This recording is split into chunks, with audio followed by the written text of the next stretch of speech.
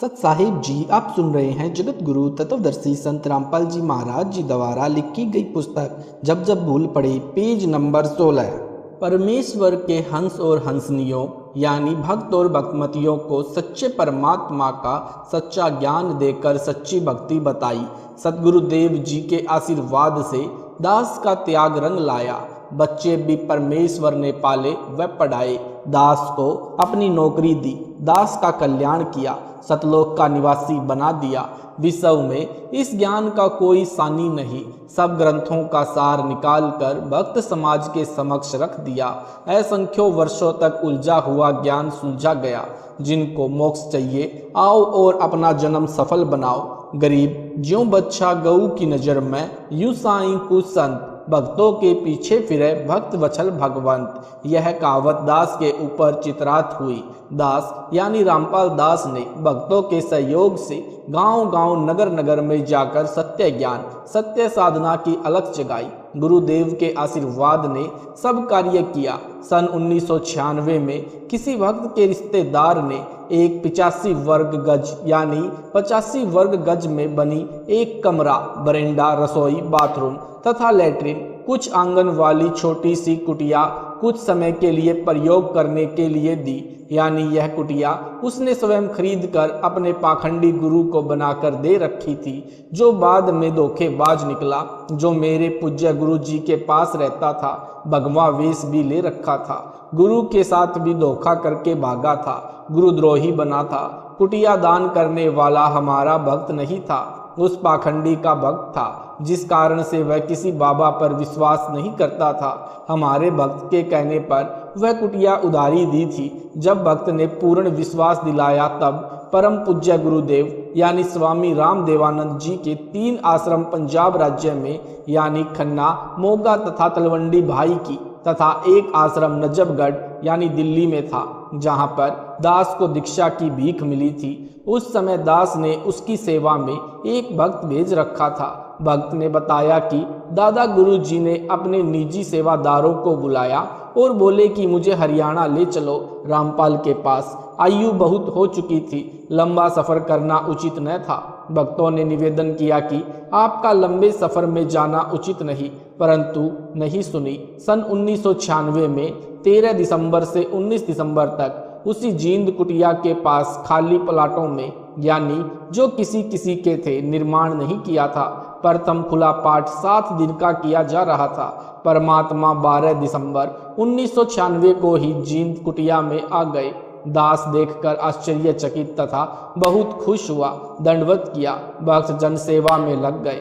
उस प्रथम अनुष्ठान को अपने सानिध्य में सफल करवाया। 7 दिन मौसम बसंत जैसा रहा। 20/12/1996 को सर्दी व धुंध छा गई।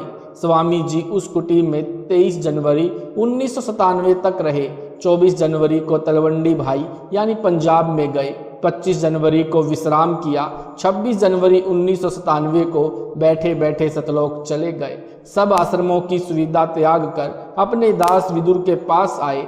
वहां जब देखा कि यथार्थ कबीर पंथ यानी 13वें पंथ की नींव दृढ़ हो चुकी है, सतलोक चले गए। उनका जब जींद कुटिया में डेरा था, दास उनकी आज्ञा लेकर गांव में सत्संग व पाठ करने गया था। सेवादारों को बताया था कि दास उस दिन आएगा, तब तक गुरु जी का ध्यान रखना।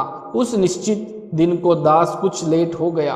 कुटी में केवल गुरु जी के स्नान आदि की व्यवस्था शुद्धता से की थी। शुद्धता का ध्यान रखते हुए दास जींद पहुंचकर किसी भक्त के घर स्नान करने लगा, जिस कारण से देरी हुई। उस समय तक सेवादारों से 10 बार पूछा कि रामपाल आया है। उनको तान रखा था कि पता करो क्यों नहीं आया। उस समय मोबाइल को तो जानते भी नहीं थे, अन्य फोन भी गांव में नहीं थे। जब भक्तों को पता चला तो एक भक्त आया और बोला, स्वामी जी ने 10 बार पूछ लिया कि कहाँ है, आज आने की कह गया था, क्या कारण हुआ। Page number 17। दास उसी समय भक्त की मोटरसाइकिल लेकर तत्काल पहुंचा। कई भक्त बैठे थे। दास ने दंडवत किया, चरण चंपी करने लगा। दास का सिर पकड़ा और ऊपर को किया, बोले, मैंने भगवान पा लिया, तेरा पाना दुर्लभ हो गया। दास चुप रहा। गुरुदेव की अंतर आत्मा की आवाज थी। अगले दिन तलवंडी भाई वाले आश्रम में चले गए। वहां से सतलोक गमन किया। कबीर हरि के रूठते गुरु की शरण जाए, कह कबीर गुरु रूठ गए तो हरि ना होत सहाय। कबीर जिन बातों से गुरु दुख पावे, उन बातों को दूर बहावे। गरीब इन बातां क्या पाइये, राजी कर सतगुरु रूठे नो। अर्थात गुरु को प्रसन्न रखो, मोक्ष होगा, बकवादों से कुछ नहीं मिलना। यह संजय यानी दिल्ली गुरुद्रोही दावा करता है कि यहाँ मेरे आश्रम में भूत माफी मांगते हैं, भूतों को यहाँ बुलाया जाता है, भूतों की प्रेत बाधा दूर हो रही है। यह क्या छोटी बात है, क्या मेरे में शक्ति नहीं है? इसका उत्तर इस प्रकार है। आपको राबी के विषय में ज्ञान है कि उसने सतगुरु देव जी से दीक्षा लेकर 4 वर्ष साधना की थी, फिर किसी मजबूरी के कारण वह साधना त्यागनी पड़ी गई। परंतु ऐसी परिस्थिति में भक्ति मार्ग त्यागना गुरुद्रोही की श्रेणी में नहीं आता, गुरु विमुख वाली श्रेणी में आता है। उस 4 वर्ष की मर्यादित साधना से उस देवी में इतनी भक्ति की शक्ति हो गई थी कि उसके लिए मक्का वाला मंदिर उड़कर विमान की तरह लेने चला आया और उस भक्त आत्मा को लेकर यथास्थान पर स्थापित हो गया। परंतु मोक्ष से बहुत दूर रही। मोक्ष कई जन्मों में कष्ट भोगकर पुण्य सतगुरु शरण में आने से ही हुआ। यह संजय साकट भी 3-4 वर्ष मर्यादा में रहा, अब यह गुरुद्रोही हो चुका है। इससे मोक्ष 100 कोस दूर हो गया है। उस मर्यादित साधना से मिली भक्ति ज्यादा नहीं टिकेगी, सीधा नरक में जाएगा। यह है सार ज्ञान। यदि इसे समझ होती तो इतनी बड़ी गलती नहीं करता। अब नाम देने का अधिकार इसको यानी संजय दिल्ली वाले को दास ने यानी रामपाल दास ने यानी इसके भूतपूर्व गुरु ने नहीं दे रखा। वह सार नाम इसको प्राप्त नहीं। दावा करता है भूत निकालने का, भूतों को बुलाने का, भूत प्रेत निकालने व डालने वाले तो इस जैसे भारत में लाखों अड्डे हैं। इसने उस गांव को भूतगाह यानी भूतों का स्थान बना दिया। जैसे राजस्थान प्रांत में गांव मेहंदीपुर में बालाजी भूतगाह बना है, वहां केवल भूतों को निकालने डालने का काम है। अनगिनत जनता वहां आती जाती है। किसी का मोक्ष नहीं होना, क्योंकि मोक्ष तो सतगुरु से दीक्षा लेकर आजीवन मर्यादा में रहकर भक्ति सेवा दान करके प्राप्त होता है। गुरु भी पूर्ण हो। मेहंदीपुर में बालाजी का धाम कैसे बना? मेहंदीपुर यानी राजस्थान प्रांत में एक सच्चा सुच्चा इंसान था। आयु लगभग 30 वर्ष हो चुकी थी। परमात्मा की भक्ति करता था, किसी कारण से विवाह नहीं करवाया था। जहाँ भी परमात्मा की कथा सत्संग चर्चा होती वहाँ पहुँच जाता। सब कहते कि गुरु बिन मोक्ष नहीं, उसने भी गुरु बनाया। गुरु रामायण का पाठ वह कथा किया करता था। कोई भी पाठ करना होता है तो देसी यानी गाय और भैंस के घी की ज्योति जलाई जाती है, जो हवन का काम करती है। उसने एक श्री राम का मंदिर भी बनवा रखा था। पेज नंबर 18, उसमें रामचंद्र, सीता व लक्ष्मण तथा हनुमान की मूर्तियां पत्थर की स्थापित कर रखी थी। उन मूर्तियों के सामने अखंड ज्योति जलती थी। किसी में प्रेत बाधा होती तो उस मंदिर यानी आश्रम में जग रही ज्योति को वह हनुमान जी की मूर्ति तथा श्री राम लक्ष्मण सीता की मूर्ति को देखकर चिल्लाने लग जाती, बाबा छोड़ दे, कभी नहीं आऊँगा। कुछ देर में वह प्रेत बाधा वाला व्यक्ति स्त्री या पुरुष शांत हो जाता। यह सब मेहंदीपुर वाला भक्त भी देखता था। वह भी जो कोई प्रेत बाधा वाला उसके संपर्क में आता, उसे गुरु धाम में ले जाता और भूत निकलवाता। एक बार गुरु जी बीमार पड़ गए, इलाज के लिए दूर शहर में चले गए। वहाँ लगभग 6 महीने रहना पड़ा। उसकी मौत हो गई। मेहंदीपुर वाला भक्त अपने घर पर केवल हनुमान जी की पत्थर की मूर्ति को यानी जो उसे बारिश के मौसम में एक ऊंचे स्थान पर मिट्टी कटकर बह जाने पर दिखाई दी थी, वहां मिली थी, जो बहुत अच्छी यानी साफ नहीं थी, परंतु लगती थी हनुमान जी की है।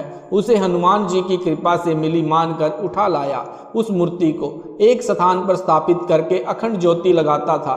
3 समय हनुमान का पाठ करता था, जो गुरु ने बता रखा था। अब जो प्रेत बाधा वाले गुरु के पास जाते थे या नए जो मेहंदीपुर वाले के पास जाते थे, जिनको वह गुरु के पास ले जाया करता, उसके पास आए। उनको भक्त ने बताया कि गुरु जी तो इलाज के लिए बाहर गए हैं, पता नहीं कब स्वस्थ होकर आएंगे। इतने में वे सब उसके घर पर हनुमान जी की मूर्ति के सामने जग रही ज्योति के सामने चिल्लाने लगे। उसी प्रकार कहने लगे कि छोड़ दे बाबा, कभी नहीं आऊँगा या आऊँगी। 6 महीनों में उस भक्त की आसपास प्रसिद्धि हो गई। जो गुरु के पास जाते या नए सब मेहंदीपुर जाने लगे।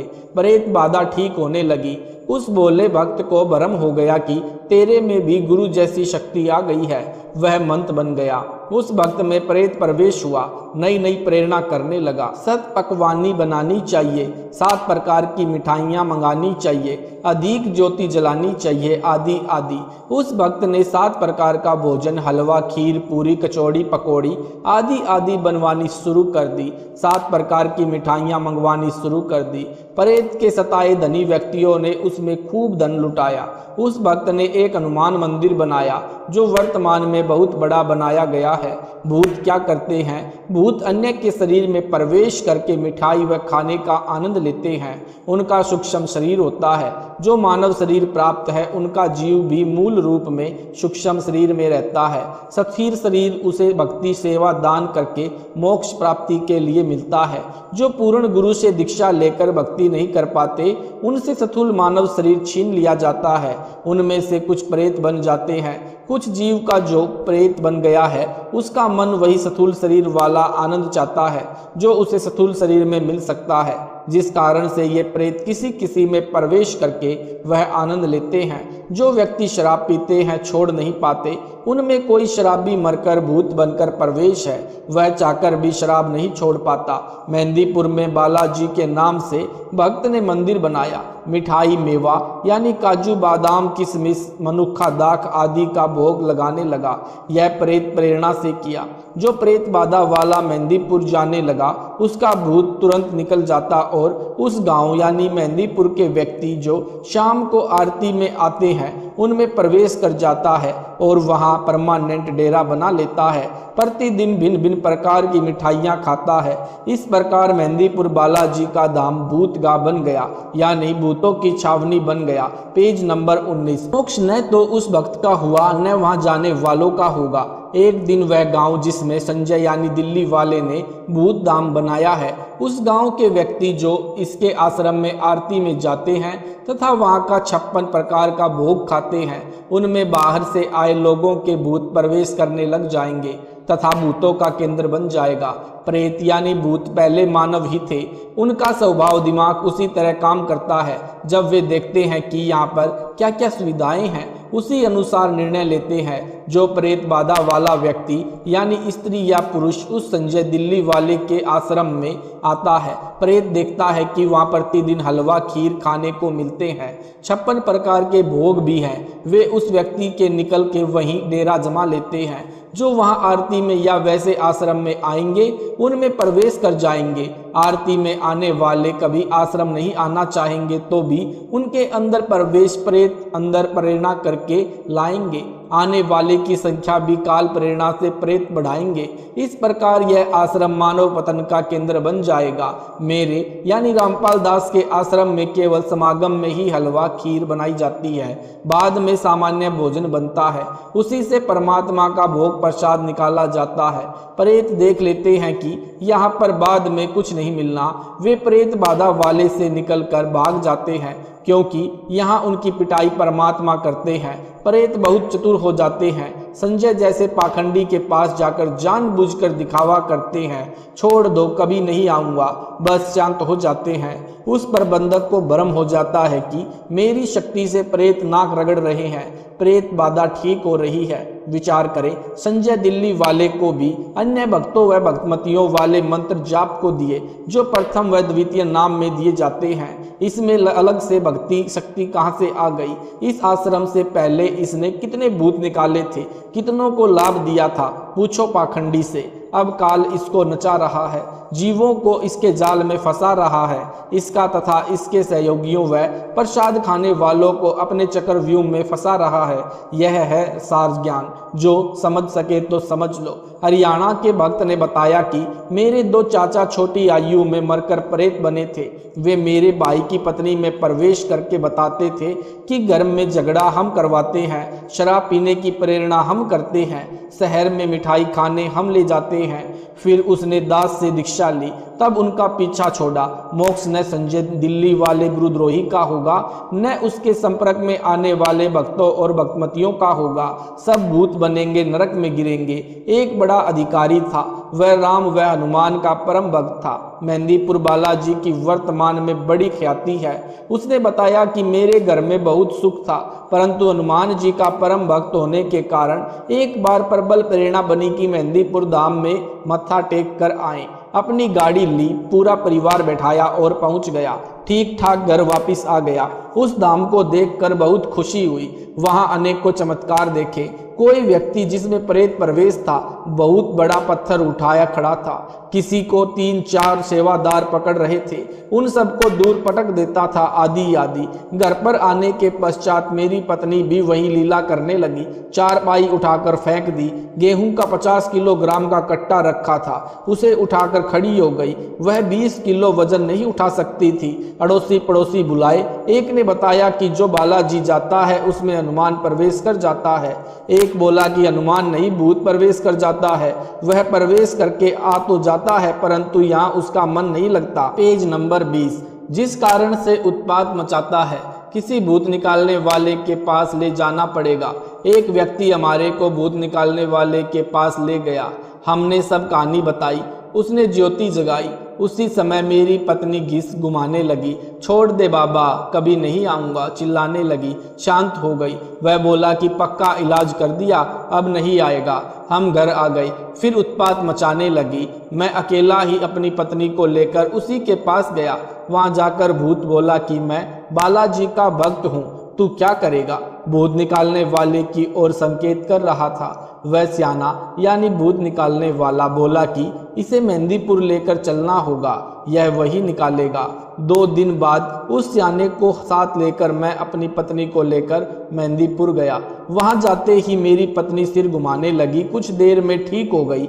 मैं उस स्याने से बोला कि शीघ्र चलो। वह बोला कि कुछ रुपए चढ़ा दो, कुछ प्रसाद ले लो। मैंने जो उसने कहा वो किया और फुल स्पीड से गाड़ी चलाकर वहां से निकले। घर तक सब ठीक रहा। शाम को फिर वही लीला शुरू हुई। मेरी तो जान निकल गई कि यह क्या समस्या गाले में डाल ली मेहंदीपुर जाकर।